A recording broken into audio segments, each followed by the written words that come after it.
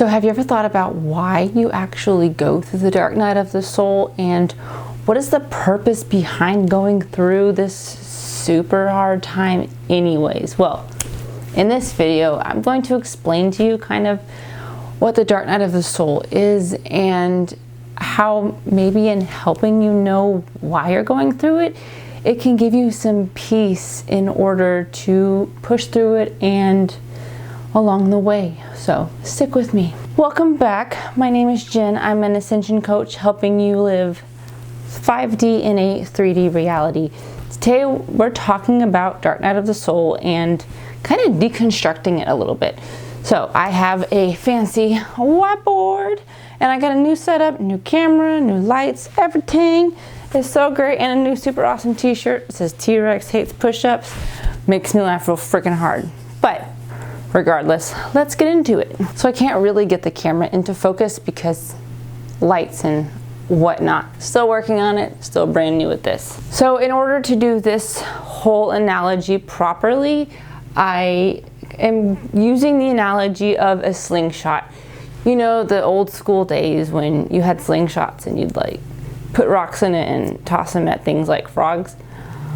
You know, that kind of thing. So with a slingshot, it's essentially just a stick of wood, and then you have something in it, it's just chilling, and then you have a rock in it and you pull it back, release it, right? So step one, you're just chilling. You are living life, you're not questioning anything, you're going about your merry day, doing what you do, enjoying life. Kind of. There's always kind of something off, but you are just living life normally.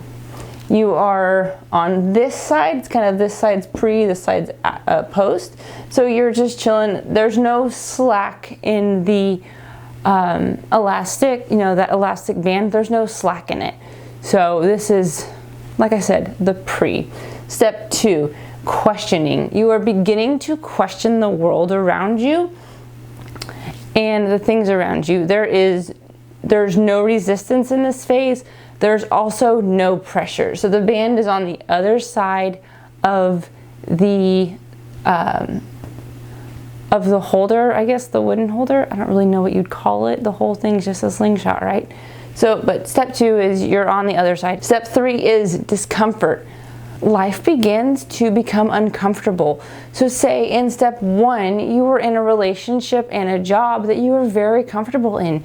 You knew where you wanted to go in life. You had a relationship where things may have been surface and there's nothing wrong with them, but now that you are beginning to change, the relationship doesn't quite fit anymore, and there's no real particular reason as to why. It just doesn't resonate with you anymore. And so this one, you're kind of pulling back a little bit of pressure. The band is now taut. So I put light pressure down here. There's just enough pressure on it to create a tautness in that band, but not enough to really do anything, right? So like if you had the ball in the slingshot and you just dropped it, it would probably just drop to the ground, right? So number four, the breakdown. Normal things in your life no longer work, right? Everything is breaking down around you. This is the super frustrating part, kind of before, like right before the dark, like you're really in the dark night of the soul. You are starting to realize that everything around you that over here was super normal is now doesn't fit with who you want to be. And you're very uncomfortable. You feel kind of like you're living a lie, honestly. You feel like on one hand, you have this life that you loved and it was easy, and you kind of put up with it and it was easy. You knew where you were going, you knew where you wanted to be, and on the other hand, you know super deep within yourself that you have to take this jump, and you don't know what for, but you have to. And so that's the breakdown space. Like you don't know what it is, but you need to do it type thing. And nothing in your life is making sense anymore. And so in this phase, I put medium pressure because you're not all the way pulled back, right? You're like right here. So if you were to drop it, it was still kind of bloop, all that bloopiness. But it's not there. You still have some space, essentially. Number 5 is you are fully in it.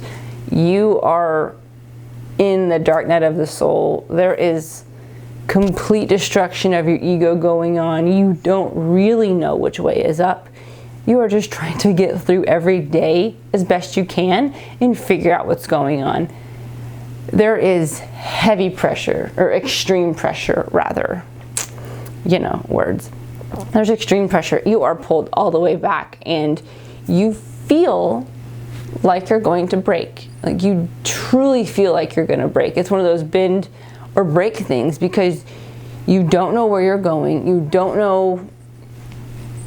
know. There are so many things that have changed in your reality within this time that you don't know. You feel like you are a different person completely, but you have no idea who you are, what you want to do, nothing.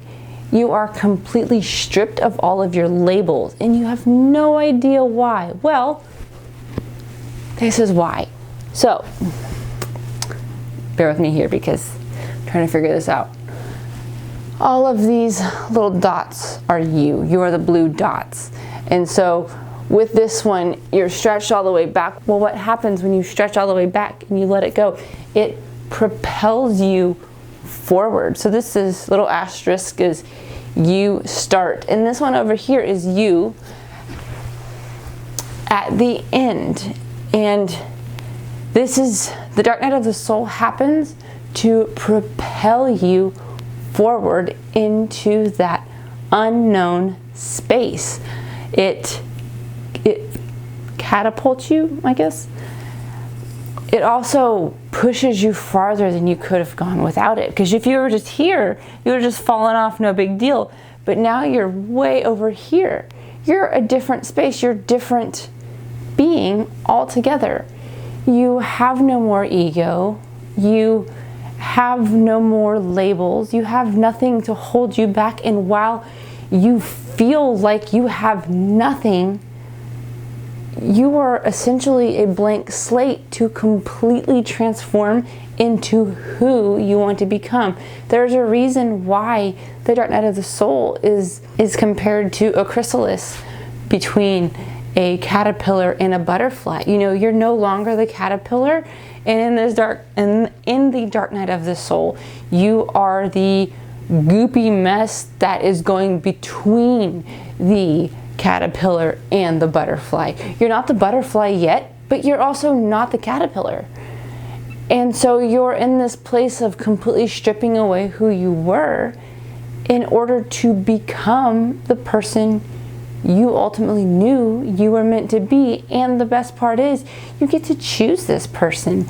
And while you were jumping into that unknown, you can hold faith in the fact that you have shown yourself how powerful you are, and you know that, hey, no matter what I face in this unknown, I know that I will be held. I had to change positions because my legs were asleep. The beautiful thing about the dark night of the soul, even though you are in what essentially seems like the complete unknown, which is true, we can listen to all of the spiritual teachers of today and the past and have an idea of things, but essentially all of it is unknown. But what's beautiful about the unknown, regardless of where you stand, is when you're in the unknown, there is the possibility for incredible things that you would never have imagined to happen. So in quantum mechanics, and in quantum physics, they often talk about the act of visualization is creation. And when you come into this unknown, you literally are creating that and bringing into reality that which you see. And at times it can be terrifying, but in the unknown is where you find your truth, where you find your purpose, and where you find the ultimate highest calling of who you wanted to become all along. So even though this might be difficult for you and you're in uncharted territories,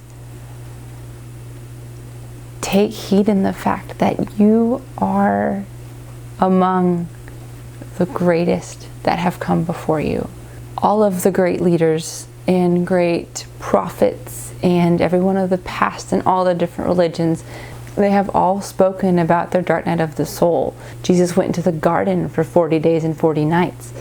You know, everyone had their own story, which was essentially the dark night of the soul. You know, you can read it in the Odyssey, in the Epic of Gilgamesh. In every hero's journey, there is that of the dark night of the soul, because in the dark night of the soul, you find who you are.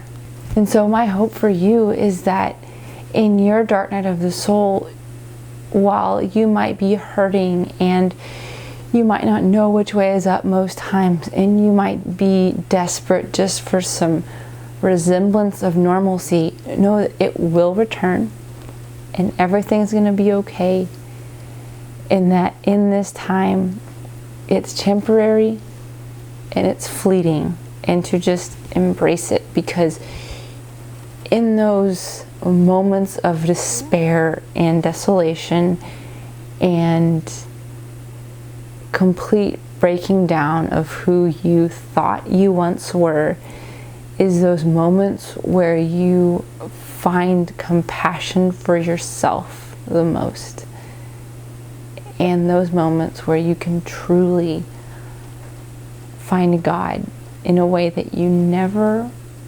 actually would have ever believed you could have. And so on that note, if you like this video, I know it's a super off topic and change of pace, right? Regardless, if you like the video, press the like button. And I hope that even in your darkness, you can see that you came here to be a supernova in a beige world of boringness, and that you truly are worthy to shine.